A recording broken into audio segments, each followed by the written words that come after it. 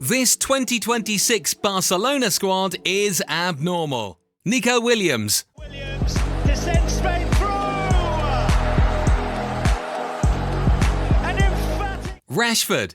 It's in, and the flag has stayed down, and Marcus Rashford has his first Premier League goal for Aston. Garcia. Riquelme, cross, not cut out, brilliant save. Well, it was Alvarez with the shot, and it was João Garcia who got down so quick. Grimaldo. Grimaldo hits it, oh, superb! He does what he does best. Alex Grimaldo from a free kick. Yamal. Se cayó Lamine, sigue Lamine, buscará el disparo.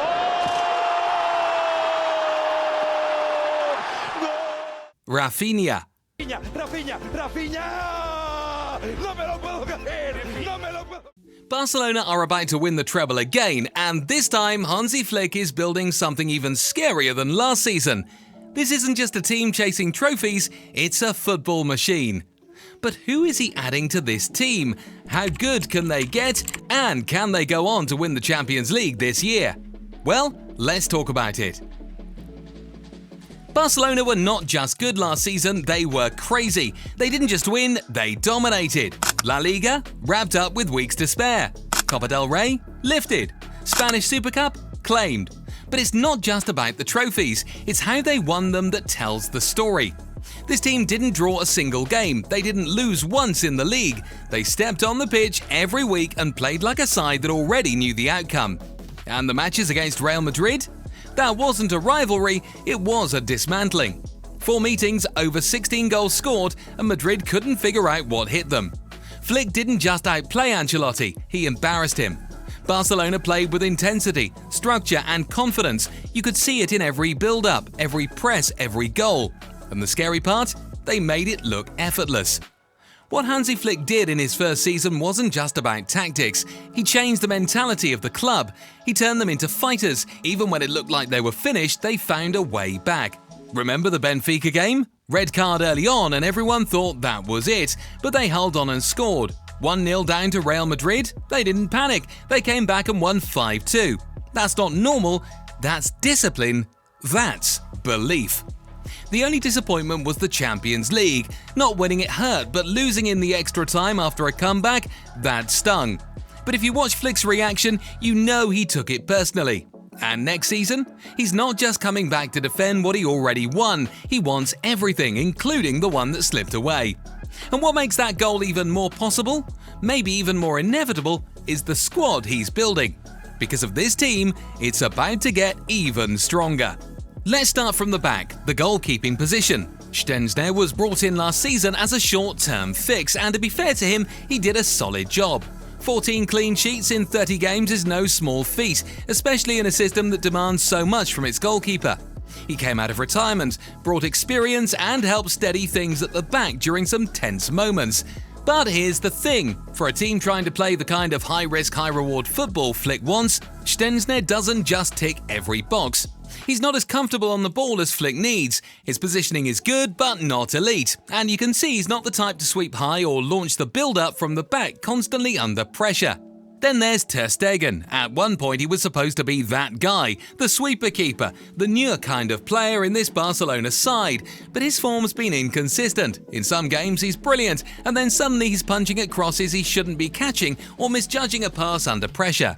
Peña, same story, only with less experience. None of them have been reliable in the one area that matters most to Flick, total control. That's why the move for João Garcia is so important. If you've watched Espanyol this past season, you know how vital he was. He basically carried them through half their matches with ridiculous reflex saves. But more than that, the way he plays, it's eerily similar to prime Manuel Neuer. Brave off his line, reads the game like a defender, confident with the ball at his feet and not afraid to act as an extra man in build-up play. He's young, hungry and fits Flick's blueprint perfectly. This isn't just a signing for the sake of depth, it's a statement. It says Barcelona isn't settling. They want a keeper who doesn't just protect the goal, they want someone who sets the tone. And with João Garcia in goal, you can feel that energy shifting. He gives them that extra level of confidence and fluidity from the back that's been missing. And this improvement at the very back is where it all begins, because if the goalkeeper sets the tempo, then the defenders carry it forward. The defence is really important, because if the backline isn't just solid, it's built to control games, you can see the fingerprints of Hansi Flick all over it. Structured, disciplined, but also flexible enough to attack when needed. And that starts with Jules Koundé. Now let's be honest, Koundé at right back was a debate for a long time.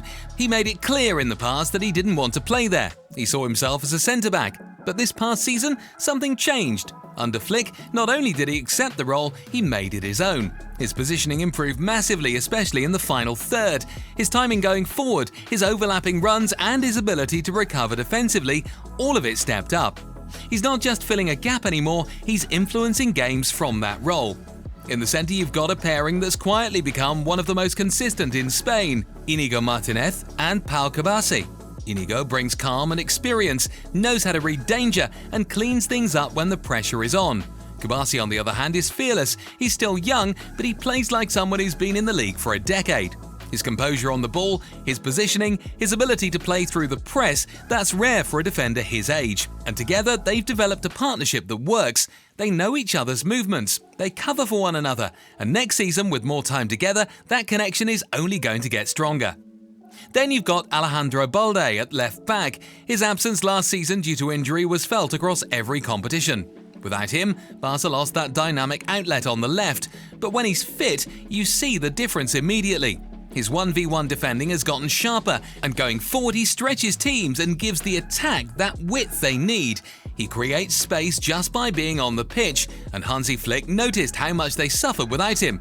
That's why he's not taken chances this time. To cover that left side, they're to bring in Alex Grimaldo, and honestly, that's a brilliant move. Grimaldo brings both experience and attacking quality. He can slot right in and contribute immediately, especially in tight games where decision-making is everything. Gerard Martins was the backup last season, and while he's a solid defender, he doesn't offer that attacking threat. With Grimaldo, you get both ends covered and you don't have to compromise. The depth here is smart. Araujo gives the muscle and presence when needed, especially on the right of a back two or as a cover for centre-back. Eric Garcia had a few huge moments last season. Clutch goals, calm defending, and he can play both at centre-back and as a makeshift full-back if needed.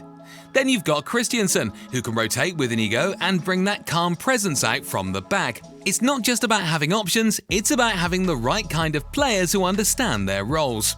So, when you look at this backline, you see something very clear.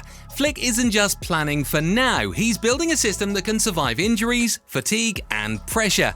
And when you have that kind of foundation, everything in front becomes easier to manage. And speaking of what's in front, let's get into the midfield. But before we talk about that, please hit the subscribe button. Thank you. Now let's talk about the midfield, because this right here is the heart of the team. If the defense is the foundation, then the midfield is the engine that drives everything forward. And what makes it so impressive is how balanced it is. Hansi Flick has options, real options, for every situation. And the players are all comfortable playing in multiple roles.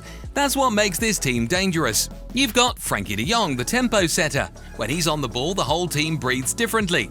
He doesn't just pass for the sake of it, he progresses, he breaks lines, opens space and drags defenders out. Flick gave him more freedom to roam this season, and it showed in how calm and in control Barcelona looked when building from the back. Then there's Marc Caicedo. Not everyone talks about him enough, but he's quietly become one of the most important players in the squad. He keeps things simple, but that's exactly what this system needs. He shields the defense, recycles possession, and doesn't get caught out of position. He's got the discipline to sit when others push forward, and in games where control is needed, he brings it.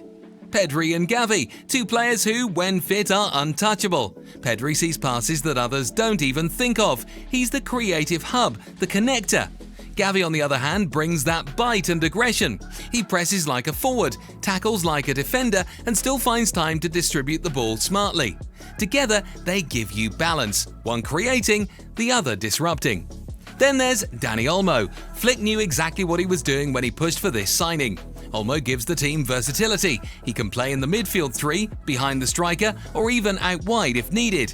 He's got the experience, the vision, and the work rate to fit right into Flick's aggressive pressing and traditional play.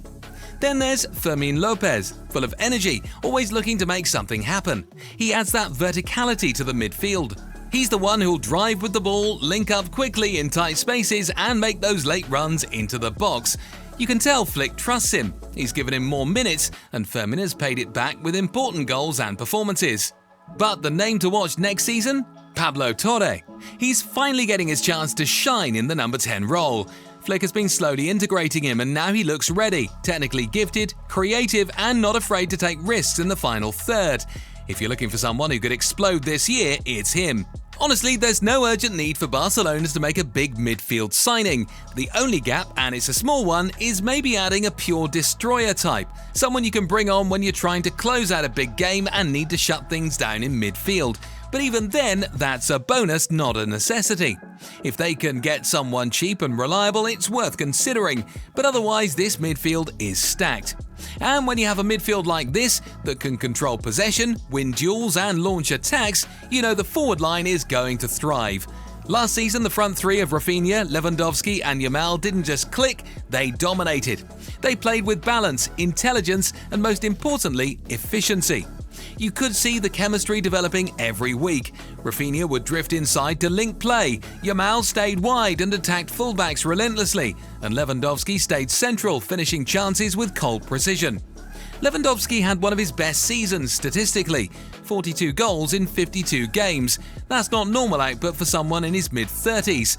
What made it more impressive was how he did it.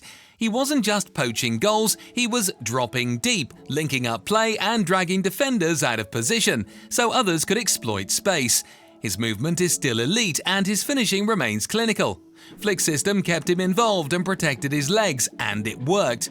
Yamal on the right, at just 18 he produced numbers that most senior wingers would be proud of, 43 goal contributions in a single season. That includes key assists in big games and moments where he completely broke open defensive blocks on his own. His composure in the final third is rare, but more importantly, he's reliable. He doesn't disappear in tough games. If anything, he plays better when things get tighter. The only issue? You can't play him every single game. That's the big concern. You don't want to burn him out.